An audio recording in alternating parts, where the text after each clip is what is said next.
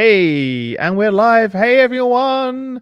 Welcome to the first episode of FutureWork, a weekly show where we're going to discuss the latest in HR, technology, and the future of work. I'm Chris Rainey, co-founder at HR Leaders, and I'm going to introduce you to my amazing co-hosts. One of them is a bit late, so Matt's running a bit late. So I'll introduce you first to Enrique Rubio, who's a global HR influencer, speaker, and founder of Hacking HR, a global learning community for HR business leaders. And we'll be joined a little bit by Matt Burns, who is an HR executive, global industry analyst, and host of the Thinking Inside the Box podcast. Enrique, how are you, my friend? What's going on, Chris? How are you? It only took us 7 years to connect and create a show. Just 7 years. Well, don't count from 2020 to beginning of 2023. Yeah. Don't count those. Yeah. Those are pandemic years. So let's say that it's only 4 years. That it was only 4 years. Yeah, you're like probably the only person that can relate to me, where we were in a room full of Zoom laptops all around us, trying to create virtual events to keep things going and keep the HR community connected around the world, right? Yeah. Tell people what they can expect from the show.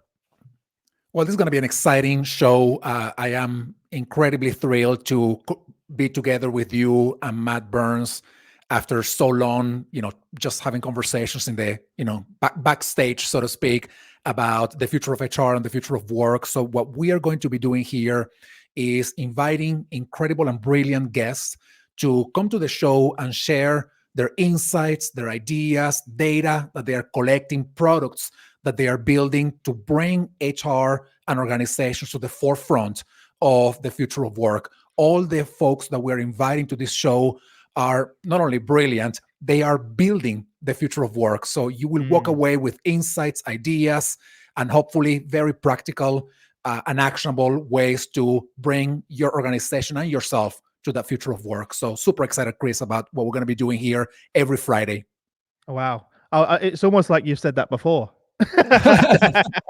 You've done an amazing job there. I've said it for 7 years, man. I know, I'm joking. I think what I'm really excited about is one of the things that we hear every day, right, is as HR leaders, it's really tough sometimes to look through all of the noise, especially within the technology landscape as well, right? Every day there's a new shiny object, there's a new solution coming along that promises to solve all of your problems. So one of the things that we're hoping to do really is to sort of demystify that, ask hard questions, really delve deep, but also shine the spotlight, right, on other companies that are coming up that perhaps you don't know about, right, that are really, really exciting. And today, that being said, I'm really excited to introduce you to our first ever guest, Joris Luike, who's a former chief people officer at Atlassian and Squarespace, and now the co-founder of Pin, the world's first employee-centric communication tool. How are you doing, Joris? Welcome. Very, very good. How are you today? Good. And I have to say, first and foremost, special shout out to you, because it's, what is it, 1 a.m. where you are right now? Right now? 2 a.m. my local time. This is 2 a.m. Oh my God. In Australia, and being far removed from both our customers in the US and in Europe. But I'm happy to be here. It's just between sleeps, to be honest. And after this episode, I'll dive straight back into bed. No, and everyone in the chat now, put the clapping emoji for Joris for being awake so much. Thank you. So long. But I think I mentioned briefly. Tell everyone a little bit more about you, because I think when we spoke, it was really interesting that you're kind of scratching your own itch by creating Pin. Yeah, exactly.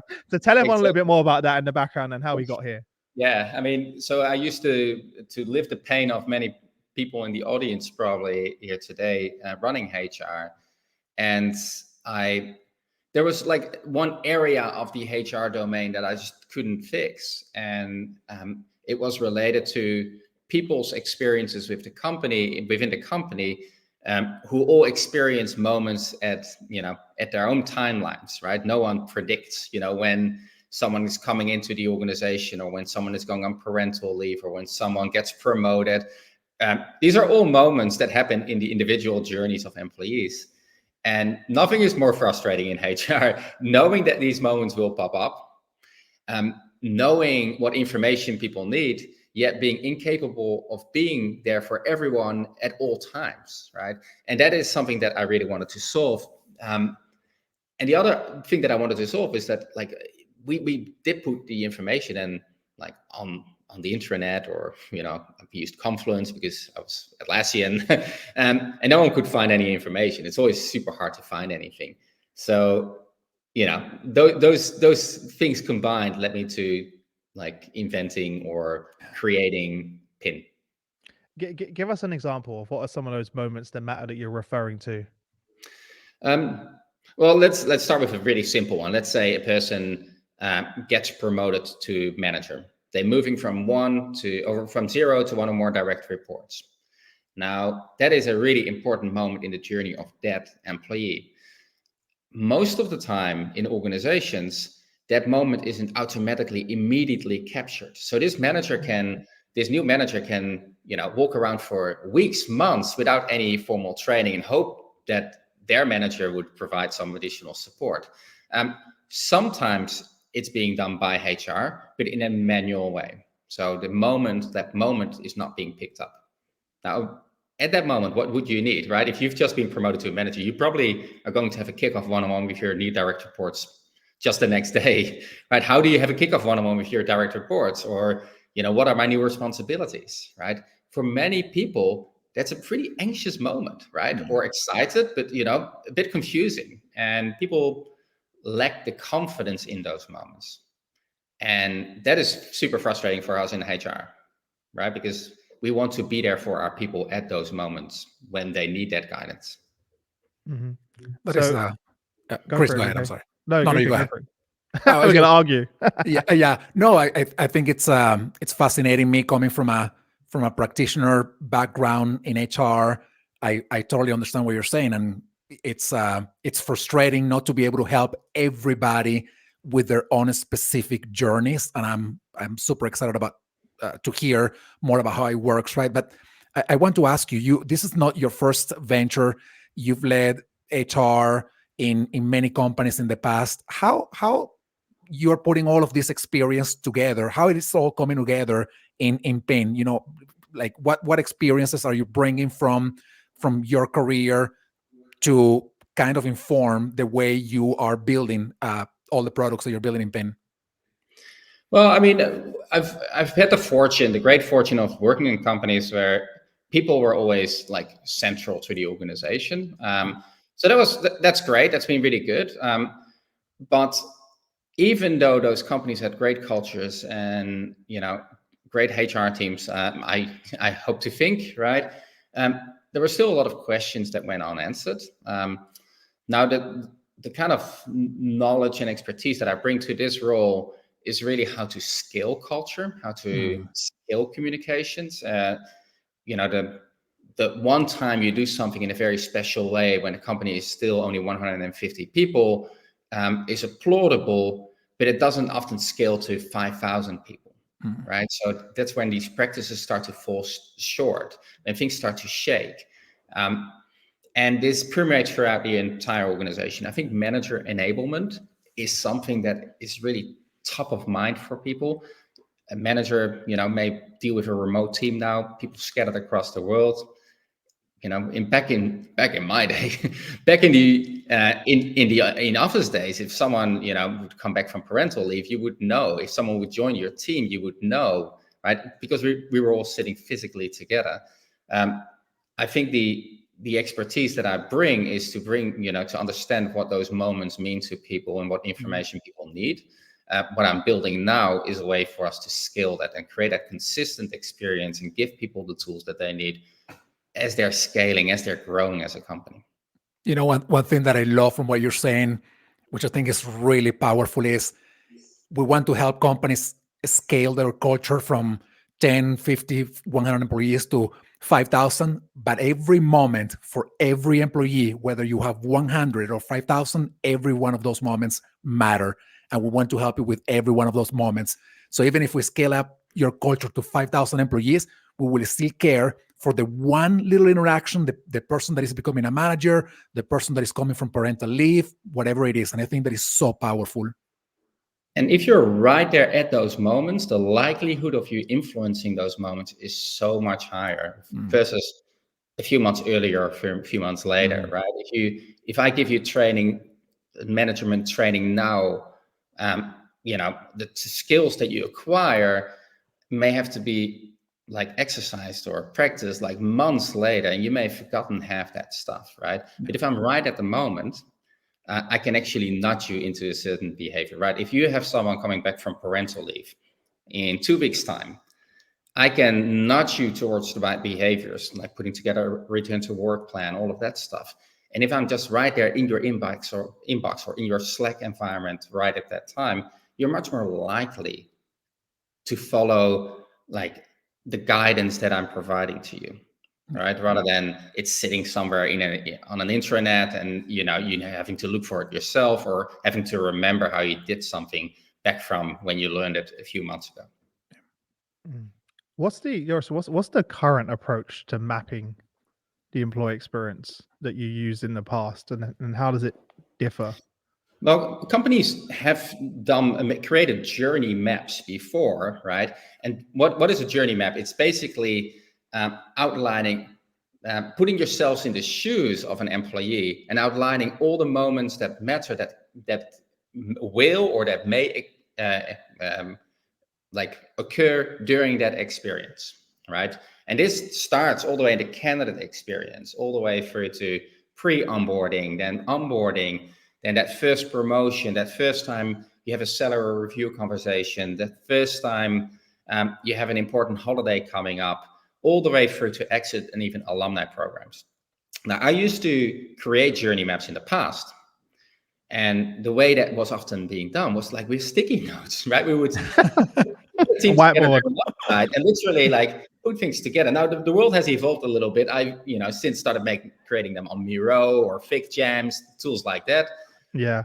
Problem is you have to hold in your head. You have to hold all those moments, right? All those moments that matter, and there can be hundreds of them. And not just that. For every single moment, there's multiple touch points as well. So take the experience of like a person coming back from parental leave. There's one touch point with the manager a few weeks prior who needs to put together a return to work plan. There's one touch point, like a week prior to the returning parent, right? So there's multiple touch points per moment. So if you put together an employee journey map, you have to consider all of those moments that matter and all of those touch points. And that, I guess, is the challenge. And that's the challenge that we wanted to solve. How do you scale that to individual employees though? You're not mapping every single employee, are you? No. So we have two parts of the product. We have a tool, which is a free to use tool that allows you to easily, and this is what we're going to be showing today, easily map that entire journey, right? Now, what we have then done is we integrate those moments that matter with existing employee data from your HRIS or your ATS or other systems. And we have a little profile on every single person with a lot of data. Now, and every time something changes to that profile, we will automatically direct information to them or the people around them. So for example, if a person moves from one team to another, they would have to have, it's a good practice that new manager and the old manager have a handover conversation together with that transitioning employee. We can automatically detect a moment like that happening and send the new manager of that person a little Slack saying, hey, this is how you have a handover conversation, right? So that happens automatically. And we scan the entire organization and every single individual in there, every 15 minutes or so. Throughout the entire organization. So if a person, joins, we know. If someone celebrates their 5-year anniversary, we know. If a person exits, we know, et cetera, et cetera, et cetera. And in larger organizations, there could be like, 10 of those moments, 50 of those moments happening on a single day. So it's impossible for people to manually do this labor, right? When I used to run HR, we used to sometimes track these events manually, like literally get out reports and then manually send communications to those folks. Now, of course, that is incredibly time intensive. And in onboarding, for example, that is still being done a lot. Like a lot of people do onboarding manually. It's crazy, right? Like someone is joining the organization, you shouldn't like be sending out emails to that hiring manager and the buddy and the person. That should all run automatically. You should like be an overlord. You should like look at the communication and see what works and what doesn't work. You shouldn't be the one. Especially if the process is a similar process that you follow in most of those moments that matter. And Joris, you know what? I'm thinking back, I don't know, 6-7 years when I was thinking. I remember just giving talks about HR and personalizing services, and you build the future. You build the future that we have been talking about for years, right? Which is, through technology, you can personalize the services. And before we move on to now going to the product, because I would love for everybody that I'm guessing is everybody now hearing this or watching this is very excited. I want to ask you one question. What happens when you actually personalize each of these journeys, when you have all of those automated touch points in each moment that matter? What happens with an organization? What happens with the employees? What happens with HR? What is the outcome, that you are seeing in as you bring in your product pin? That's a really good question. There's a few things really what you see. Firstly, people feel less anxious. People feel calmer, right? A sense of calm, because we cover all of those moments that matter, and we know that nothing slips between the cracks. We will literally follow every single moment, right? And I'm not saying that every single moment that matters is covered, because you may have a person going through a really individual process that is not covered, but 80% can be. And at the moment, in many organizations, of those 80%, like they cover almost nothing, right? The second thing is that people feel way more connected to each other, especially if you're distributed. Like, give the example of the promoted manager. That message, it's not just that a newly promoted manager gets a nudge. That message can actually be directed, let's say via Slack, as a direct message from the L&D person. So you're not just receiving a notification from Workday or Bamboo HR, whatever HRIS you're using. You're receiving it via Slack. Yeah, it's the data from Workday and Bamboo HR will spark that message to go out through PIN, right? But the message comes from your L&D person. So now you're a newly promoted manager. You get a message from your L&D person who you may never have met before, like Core Anna. I'm like, hey, I'm Anna. I'm your L&D person. Congratulations. This is so fantastic. Here's how you can have a kickoff one-on-one with your new direct reports. And if you have any questions, just feel free to reply to me. Now, that is a really personalized experience. Then thirdly, we make sure it's contextual, not just based on the moment, but based on the demographics as well. So if you're a new manager in engineering, you're going to be receiving something slightly different from a new manager in customer support. We make all of those processes, that real radical personalization of guidance and support, ridiculously easy.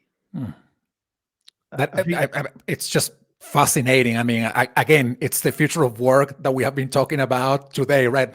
So, Chris, I don't know, we may need to change the name of the show to Today of Work. Right? I know. I think one of the interesting things that I found, Joris, from using it, is that it actually reduces the communication because it's now personalized. So as you said in the past, right, because it was all manual, everyone was getting the same message. Even messages is not even relevant to them, which is even more frustrating, right? So they're like, then they're just not engaging with anything at that point. Let's say you have like a holiday coming up, right? Like, let's say Diwali is coming up. Maybe it's super, super important for folks in your office in India, for example, but it may not be relevant to everyone in the organization. We can literally, like, our system scans every manager who has a direct report in India. So you may be a manager in New York City, and you receive a message because your direct report has Diwali coming up, right? I used to send, and to that manager, that's a super relevant message, right? I would send a message like that to all managers at Atlassian. Right? A message that was only relevant really to a handful. And we do this all the time. Like, we have career conversations. Oh, let's do quarterly career conversations or growth conversations. No, it's not relevant to a person who's just started in the company, right? Then you have all these eligibility rules. Why don't we scan the company for everyone who's been in their role for a year? and send that person's manager a nudge saying, hey, you should have a career conversation with Toby. He's been in his role for a year. And by the way, this is how you have that career conversation. And these are some of the probing questions to ask. Now, if you're a 26-year-old manager, A, you may have forgotten that moment completely. And B, the fact that you have all the instructions available to you, you will be a good manager going through that process, right? Just by following the questions. And that is what we want. We want to give that manager, regardless of their experience, like the tools to feel confident in a moment like that, and to not have to remember everything, because the cognitive load, like on managers, is tremendous. Like they have to worry about so many things. All right, not enough teasing. Enough teasing, everyone. Let's share. Let's share it. So everyone should be able to see it shortly on their screens.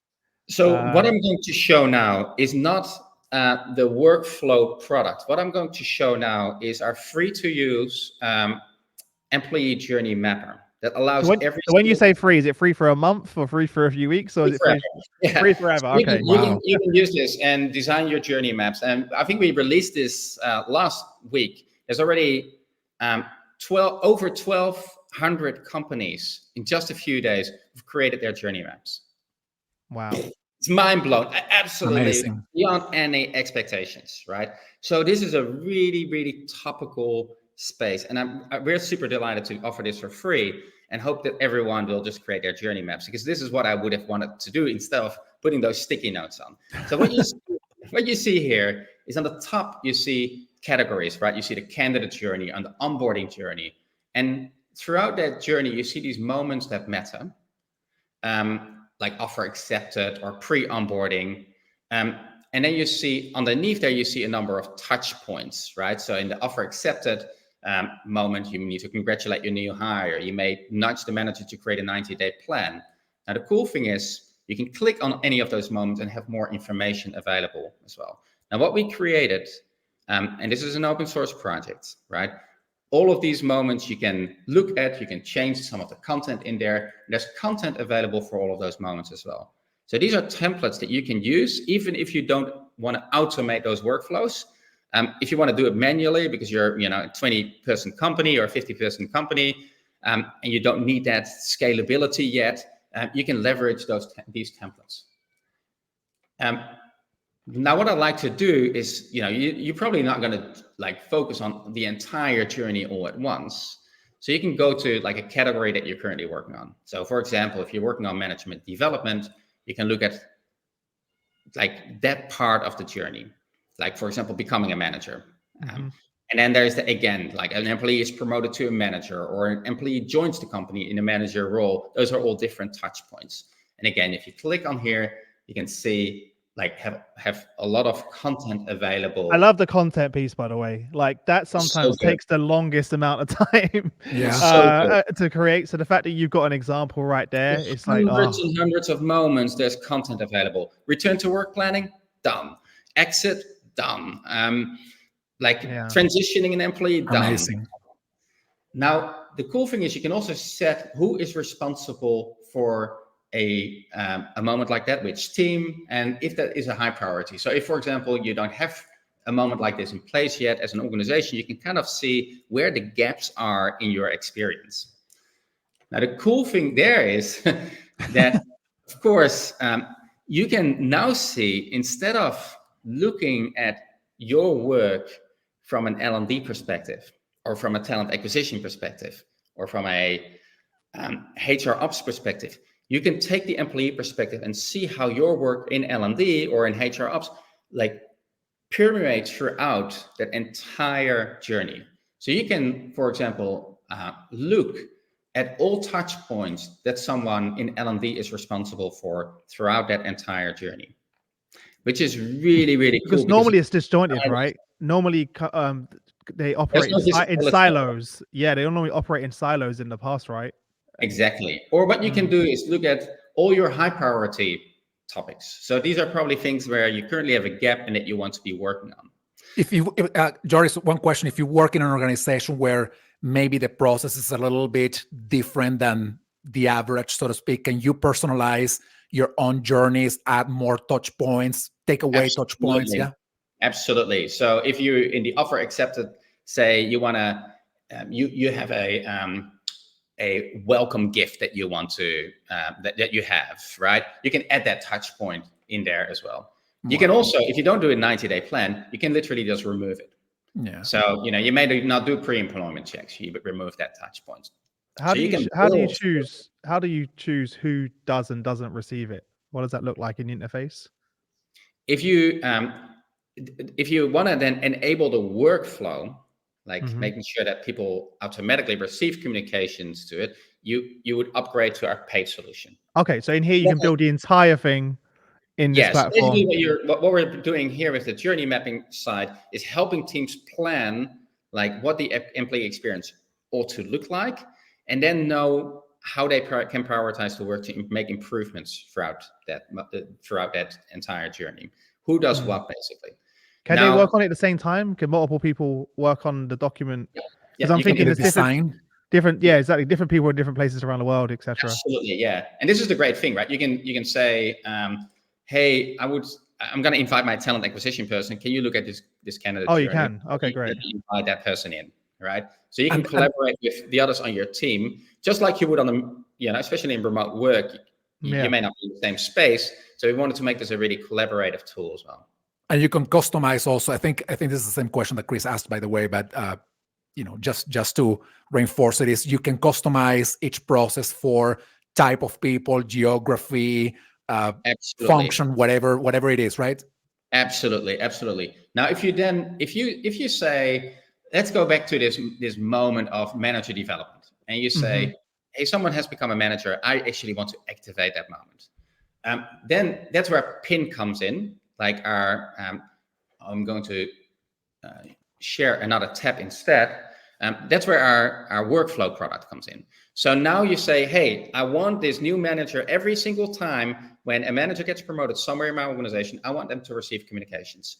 Actually, I want them to receive a series of communications, and not just that newly promoted manager, but their manager as well. So here on the left-hand side, you see newly promoted manager. That would shoot out on the event or in the days following that event, communications to that new manager or to that new manager's manager. Now, on the right-hand side, you see the communication we're about to send. So if I click on preview here, you can see that the new manager's experience would be something like this. Hey, congratulations, Anna, you've just become a manager. Make sure you do these things in your first few days. And then they can click on this and have all the information right there at their fingertips. The cool thing as well is we can decide who it comes from. So in this case, it comes from Stacy, our L&D person, as a direct message, not from a bot, not a notification, an actual direct message from Stacy to that person. We can include tokens in here, and look how this is really cool. Do you have line here? This sentence only goes to a new manager of the part of the engineering organization. So you can create these slide variations. Let's say I want to send something that just goes to managers in the US for some reason. I can literally create a little section in this content and say, this goes to folks, new managers in the US operations only. That is really awesome. Instead of having multiple versions for a seemingly similar piece of communication, you can create these slide variations on the fly.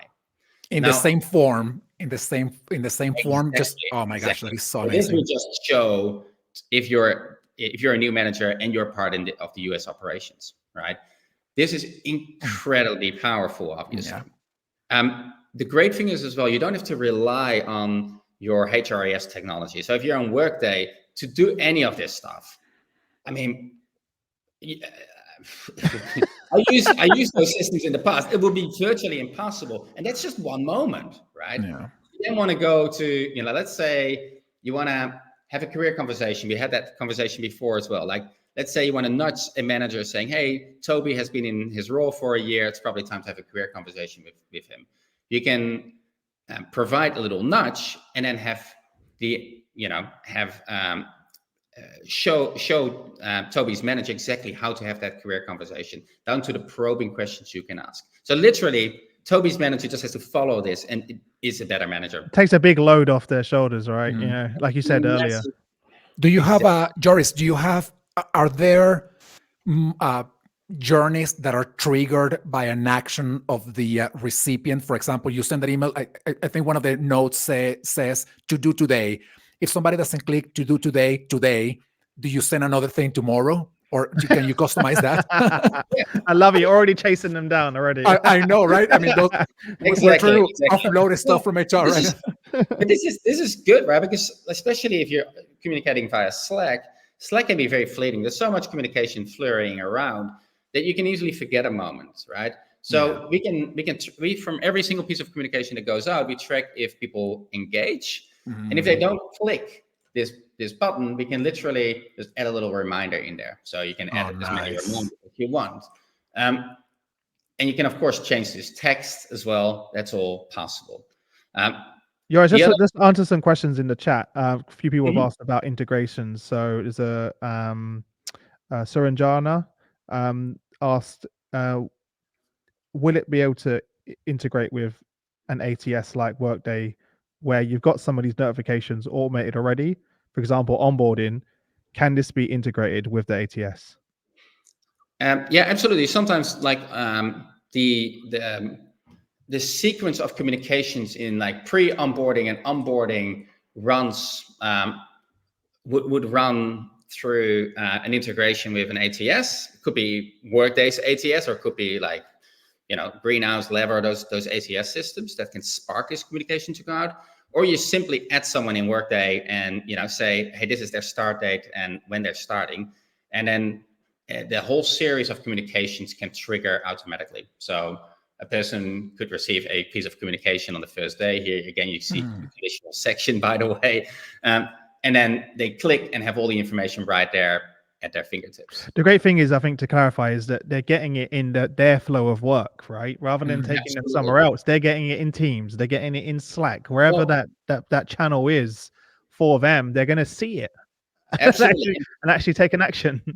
Yeah. And take an action right within. Like in this case, we ping the hiring manager saying, hey, Angela, your new starter is starting in 2 weeks' time. Can you select a buddy for Angela? And then they can go in and select a buddy, and we will automatically then enroll that buddy in that process as well.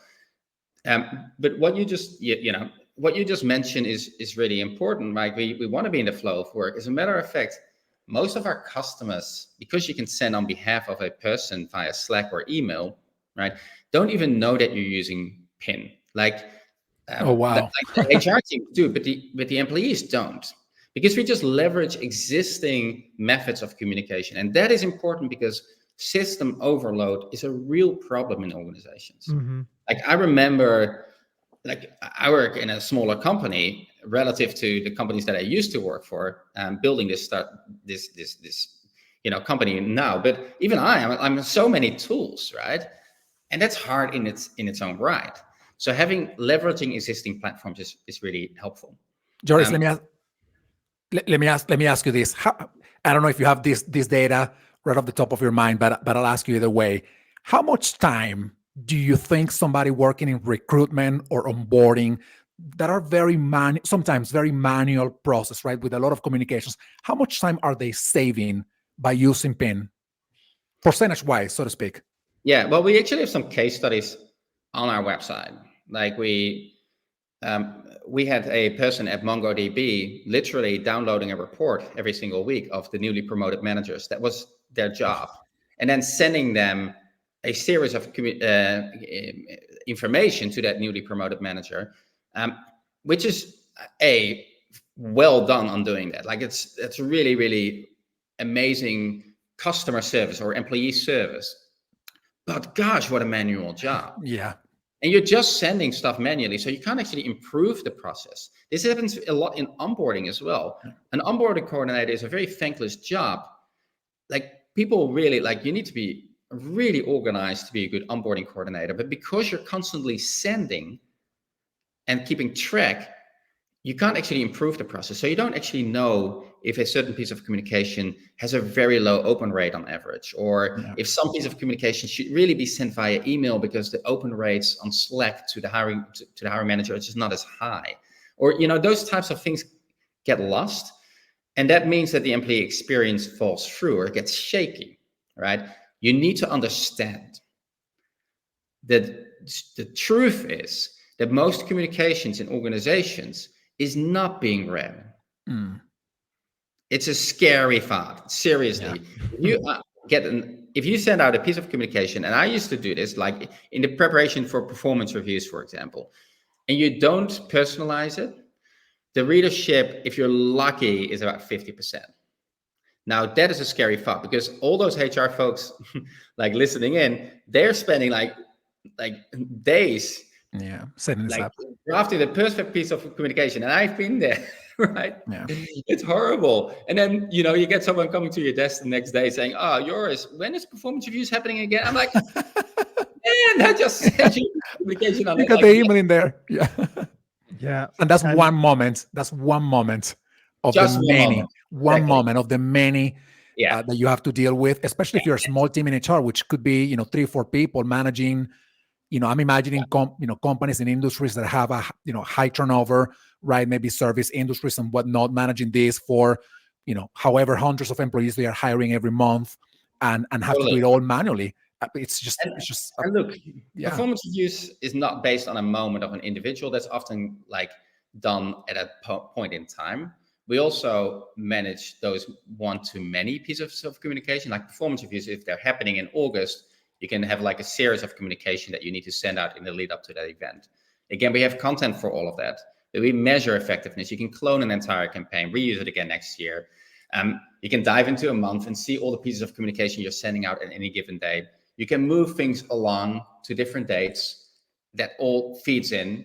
And if you want to, you can like literally add a pre-built campaign. Let's say all US observances. You can add them to your calendar. And then you can like literally like have all those observances right there at your fingertips. That content is pre-written already. Yeah. So then you can focus on who should receive this, right?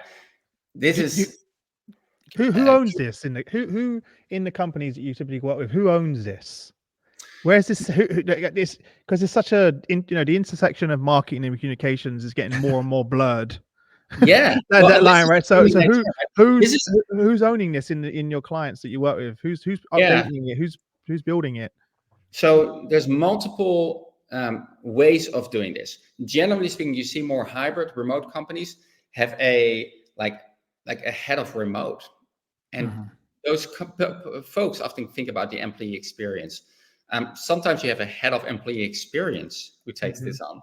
Now, obviously, if you want to like run a certain an onboarding program, you would give your onboarding coordinator access to the relevant like workflows related to onboarding. Pre-onboarding and onboarding, all of that stuff will be handled by like that person. But there's people who look across everything, who are often in employee experience.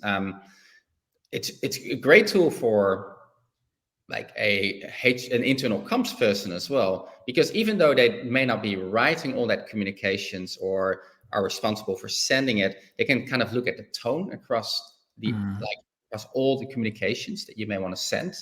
Like, what is the tone for an anniversary message that is sent?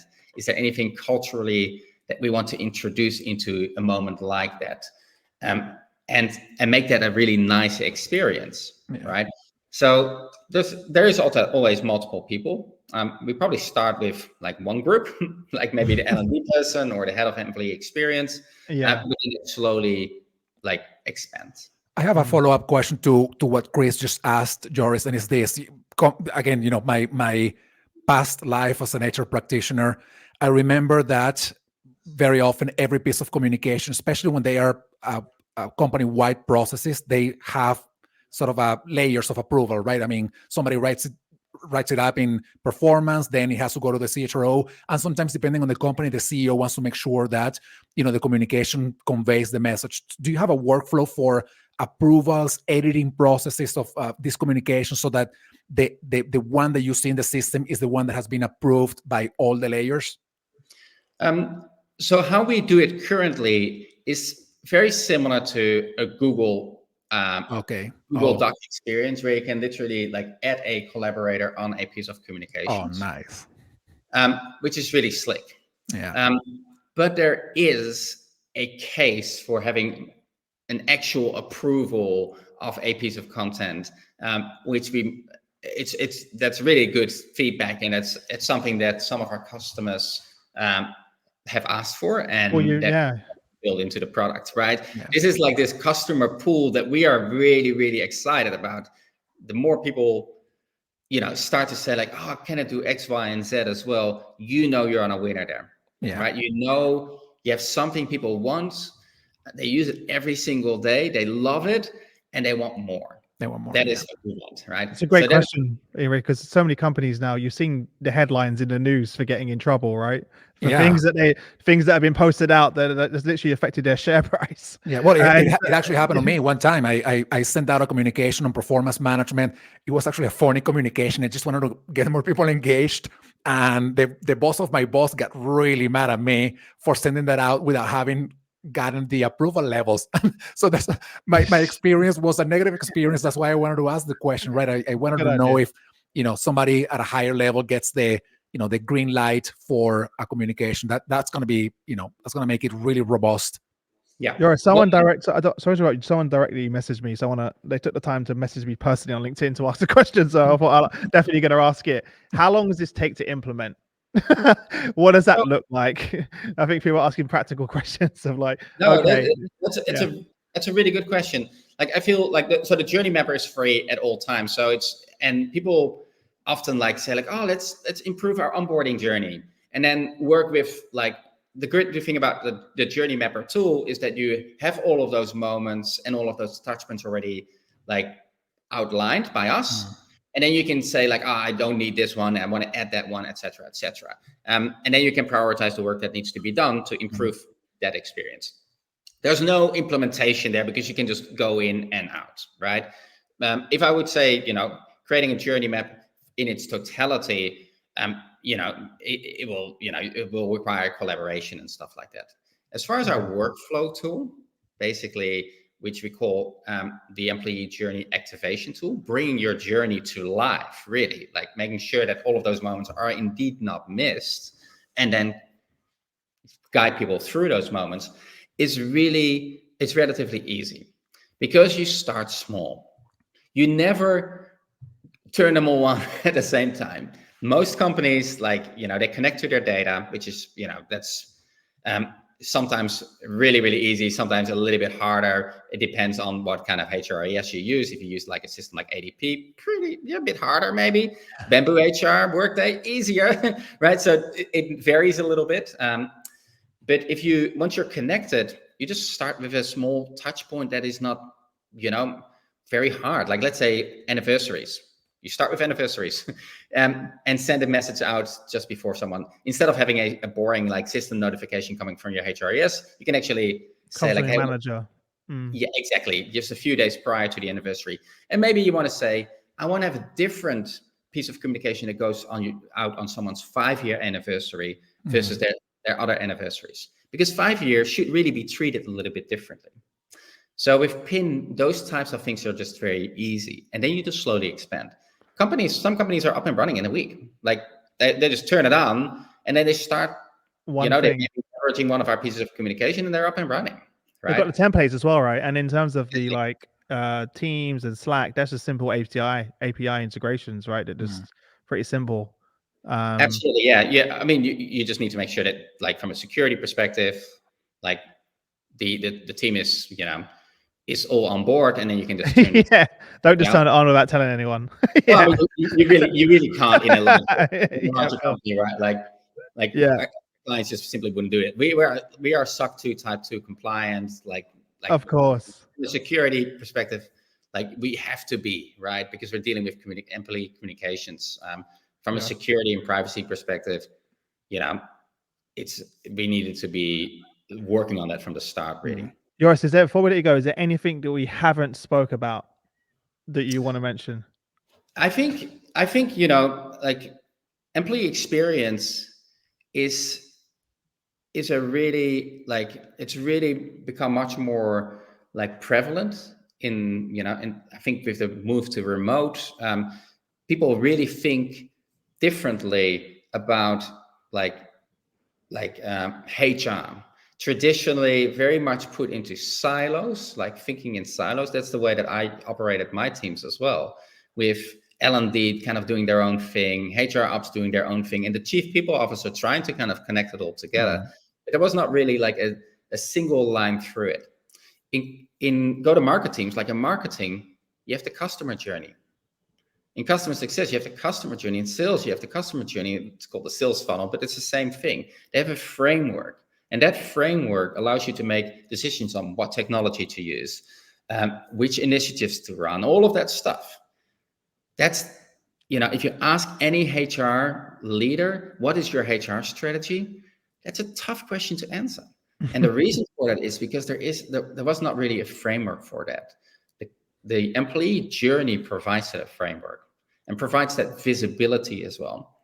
I think once you start like changing your perspective to the employee journey, everything changes. You can really look at like, hey, how much coverage do we have across the employee journey?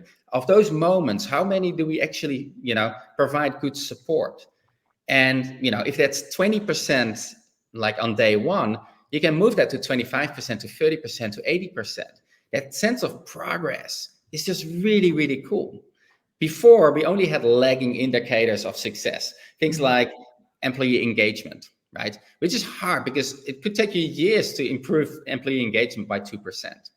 If you look at the employee journey and the coverage you have across all of those moments, there's this sense of progress on a week-to-week basis, and celebrations are possible. This is not that's hard in HR. Like, what do we celebrate, right? We always have these problems that we deal with, right? Celebrating progress in work is great. So the employee journey is great because of that. And that's just super exciting. And it offloads a lot of the manual work that HR very often is buried in, every day. The guy that you were talking about before, downloading every week the promotions for the managers and sending out communications. I mean, that's boring. I mean, I'm sure that person wants to be in HR because he wants to make a difference in people's lives. And you hire that person and you tell them, well, your job is to download promotions, every week from the system and send an email, right? And I'm sure that person would be way more excited about mapping all the journeys and use your system to provide that employee experience. That's way more exciting than downloading the PDF with whatever, or the Excel file with whatever. Yeah, and just knowing that those moments are not being missed, right? Like, I mean, think like in your journey, Enrique, like when you reach your 1 year anniversary, did someone like celebrate that? Hopefully they did. When someone, when you were 3 months in the job, did someone reach out to you and have a check-in conversation? In a good way? Probably not. When you became when it's happened, it's been very manual. From the system, right? And you would feel like, oh shit! Like when I got promoted to manager for the first time, no one told me what to do. Right? Like no one did, and I didn't know how to run one-on-ones and all of that stuff. Now, lots of companies have moved on from that. They're much better than that, right? But just knowing that no moment gets missed is just like from an employee experience. This is a new level, right? Yeah. Joris, I feel like we could talk about all day, and talking of moments that matter, I think it's the moment you need to get some sleep. Almost 3 a.m. for him. Yeah, I know, exactly. One last thing I'd say is I think one of the things I also took away, I was thinking about this throughout the conversation, is how and the way we communicate also shapes our culture, right? The tone, the way from the very beginning, especially when someone's just joining the business, it's like, oh, this is the type of company I'm part of right now. And especially, as you said, with distributed teams, you're not always in the office, being able to communication really becomes that glue that holds everything together, but also, infuses your culture, if that makes sense, in the way you communicate and the how and the tone. So I think that's so important. So for everyone listening, wherever you're listening right now, we're going to post links in there. So make sure you go and share this with your team as well. So if there's already a chat in our description, pinhq.com/HR leaders, or just head over to the website. You'll be able to start it there. If you enjoyed this, please take a second just to hit that reshare button, repost on LinkedIn. One of the reasons we created the show, as Enrique said, is we want to get this information into as many hands as possible and help as many people as possible as well. So please take a second to do that. And Joris, keep up the amazing work. Honestly, love what you're doing. and clearly you're passionate about it because you're awake at 3 a.m. So, Exactly. Yeah. Get me out of bed at 3 a.m. to talk about pin. Sure. Not a problem. Yeah, I don't know how your family and wife feel about it, but we won't get into that. That's all. And for everyone else, thank you for tuning in. We're going to be here every Friday, so make sure you put it in the calendar.